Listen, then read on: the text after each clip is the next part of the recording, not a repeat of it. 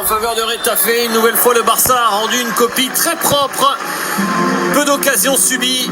3-0, 3 buts marqués. Un doublé pour Ferran Torres, un but pour Dani Olmo. Le Barça qui revient donc à deux longueurs du Real Madrid.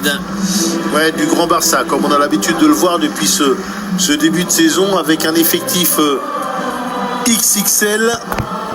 Donc attention aux futurs adversaires du Barça. Cette année, il faudra encore compter sur eux pour dans toutes les compétitions dans lesquelles ils seront engagés.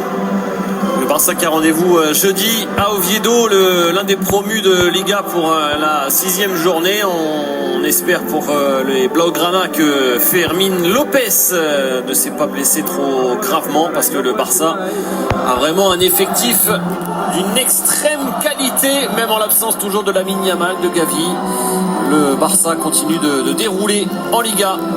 Et on verra si le Barça, eh bien c'est Ferran Torres, logiquement, avec son doublé. Oui. Il a même failli inscrire un triplé, qui est logiquement homme du match, lui qui s'est rapproché de Kylian Mbappé au classement des buteurs avec 4 buts. Kylian Mbappé premier avec 5. Nouveau duel à suivre dans la semaine, donc, pour la 6e journée de Liga. Merci beaucoup Samuel Lobé. Rendez-vous donc Canal+ Sport 1 pour la mi-temps en plus. Bonne soirée, ciao. Ça s'est un petit peu envenimé dans les derniers instants, mais le Barça réalise le match quasiment parfait. Ils n'ont pas concédé la moindre occasion. Ils mènent 2-0 grâce au doublé de Ferran Torres, et ils reviennent donc à 2 points du Real Madrid.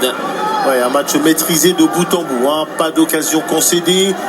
Un jeu très enthousiasmant où il se crée énormément de situations. On va voir si Retafe réussit à réagir en seconde mi-temps, mais ça m'étonnerait. On va voir ce qu'a fait le Real justement hier. Le Real qui a encore gagné, qui réalise le carton plein dans ce début de saison, qui jouait face au voisin, l'Espagnol Barcelone. Pedri. What a player. Mais quel joueur. C'est des fois, je m'assois calmement, je réfléchis, je dis, vous, est-ce que vous avez vu plus fort que Pedri ces dernières années? Je veux comprendre. Moi, je suis un fan d'Arsenal. Il y en a ici, c'est des fans du Real. Il y en a, c'est des fans de Manchester United ou City. Il y en a, c'est des fans de Liverpool. Il y en a, c'est des fans de l'AC Milan, l'Inter Milan, le Napoli, machin et tout. Est-ce qu'il y a un boy dans votre effectif qui vaut Pedri? Non, mais posons-nous calmement, ne stressons pas. Est-ce qu'il y a un boy qui vaut Pedri? Pedri est trop fort. Pedri est vraiment très fort. Pedri, non seulement il est fort, mais en plus ça, il est constant. Pedri, en fait, chaque match, il vient, il sort sa masterclass. Il est injouable. Il voit tout avant tout le monde. Il sent tout avant tout le monde. Sincèrement, quoi. Il a non, il est... Pour moi, il est hors catégorie. Et la dernière fois qu'on a fait la vidéo avec Wilou et qu'on a parlé des meilleurs milieux de terrain, des meilleurs 8 au monde, j'ai dit Pedri, il est juste hors catégorie. Il n'y a pas un joueur au monde, à mon humble avis, aujourd'hui, qui est capable de faire ce que Pedri fait. Désolé, les fans du Paris Saint-Germain, vous allez nous fatiguer encore. Ouais, machin, Vitinha, João Neves, ils sont tous très très forts. Mais Pedri est ultra fort.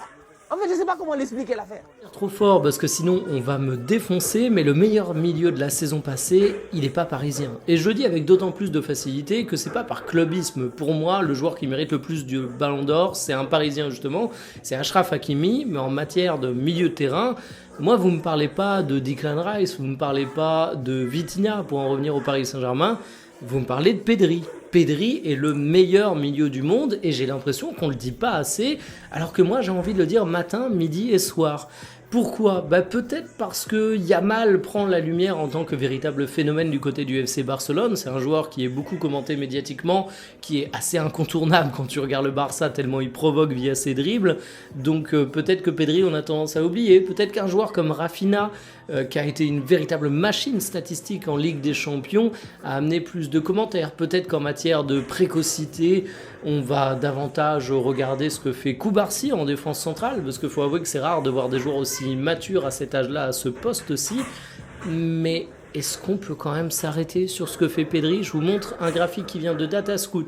Vous pouvez faire des graphiques comme ça sur tous les joueurs sur leur site, c'est à essayer gratuitement.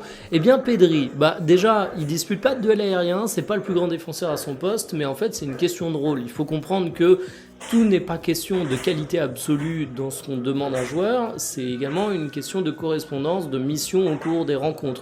Mais une fois qu'on continue à creuser, qu'est-ce que nous montre ce graphique? On se rend compte que la pression dépasse est à peine au-dessus de la moyenne. Bah oui, mais normal, il est 1000 fois plus progressif que les joueurs qui évoluent aussi ici. Et il est le top du top pour faire jouer ses passes dans la surface. Alors à côté de ça, il dribble mieux que personne à son poste, il fait progresser le jeu balle au pied, il claque des buts et des passes décisives. Et ce que vous voyez pas dans ce graphique, c'est qu'il ajoute à ça, Pedri, un volume de jeu qui est absolument monumental, que ce soit via les courses en termes de kilomètres, via les moments où il fait des sprints à haute intensité, et surtout, il a 22 ans, on a tendance à l'oublier, c'est extrêmement jeune, et pourtant Pedri, j'ai l'impression qu'il joue comme un mec de 35 ans. Pas parce qu'il est cramé physiquement, je l'ai dit, c'est tout le contraire, mais parce qu'il a une maturité et un sang-froid. C'est le maître des horloges, c'est lui qui va dicter le tempo du Barça, c'est lui qui va savoir quand accélérer le jeu avec ces fameuses passes qui vont du côté de la surface de réparation. Il est absolument incroyable, c'est un patron, et moi je suis ultra enthousiaste à l'idée de me dire qu'on va le voir une saison supplémentaire. Il a réussi à se défaire de ses blessures l'année dernière, il a d'ailleurs été extrêmement utilisé par Hansi Flick, 4646 minutes de jeu. S'il est capable de reproduire une telle saison, eh bien j'aurais juste envie de dire, c'est le meilleur milieu du monde, mais je le dis déjà, donc finalement j'ai juste envie de le voir. Pour en revenir au Paris Saint-Germain, vous me parlez de Pedri. Pedri est le meilleur milieu du monde et j'ai l'impression qu'on ne le dit pas assez, alors que moi j'ai envie de le dire matin, midi et soir. Pourquoi? Peut-être parce que Yamal prend la lumière en tant que véritable phénomène du côté du FC Barcelone. C'est un joueur qui est beaucoup commenté médiatiquement, qui est assez incontournable quand tu regardes le Barça tellement il provoque via ses dribbles. Donc peut-être que Pedri on a tendance à oublier. Peut-être qu'un joueur comme Rafinha, qui a été une véritable machine statistique en Ligue des Champions, a amené plus de commentaires. Peut-être qu'en matière de précocité, on va davantage regarder ce que fait Koubarsi en défense centrale, parce qu'il faut avouer que c'est rare de voir des joueurs aussi matures à cet âge-là, à ce poste-ci. Mais est-ce qu'on peut quand même s'arrêter sur ce que fait Pedri? Je vous montre un graphique qui vient de Datascout. Vous pouvez faire des graphiques comme ça sur tous les joueurs sur leur site, c'est à essayer gratuitement. Eh bien Pedri, déjà, il dispute pas de duel aérien, c'est pas le plus grand défenseur à son poste, mais en fait c'est une question de rôle. Il faut comprendre que tout n'est pas question de qualité absolue dans ce qu'on demande à un joueur, c'est également une question de correspondance, de mission au cours des rencontres. Mais une fois qu'on continue à creuser, qu'est-ce que nous montre ce graphique? On se rend compte que la pression dépasse est à peine au-dessus de la moyenne. Bah oui, mais normal, il est 1000 fois plus progressif que les joueurs qui évoluent aussi ici. Et il est le top du top pour faire jouer ses passes dans la surface. Alors à côté de ça, il dribble mieux que personne à son poste, il fait progresser le jeu balle au pied, il claque des buts et des passes décisives. Et ce que vous voyez pas dans ce graphique, c'est qu'il ajoute à ça, Pedri, un volume de jeu qui est absolument monumental, que ce soit via les courses en termes de kilomètres, via les moments où il fait des sprints à haute intensité, et surtout, il a 22 ans, on a tendance à l'oublier, c'est extrêmement jeune, et pourtant Pedri, j'ai l'impression qu'il joue comme un mec de 35 ans. Pas parce qu'il est cramé physiquement, je l'ai dit, c'est tout le contraire, mais parce qu'il a une maturité et un sang-froid. C'est le maître des horloges, c'est lui qui va dicter le tempo du Barça, c'est lui qui va savoir quand accélérer le jeu avec ces fameuses passes qui vont du côté de la surface de réparation. Il est absolument incroyable, c'est un patron, et moi je suis ultra enthousiaste à l'idée de me dire qu'on va le voir une saison supplémentaire. Il a réussi à se défaire de ses blessures l'année dernière, il a d'ailleurs été extrêmement utilisé par Hansi Flick, 4646 minutes de jeu. S'il est capable de reproduire une telle saison,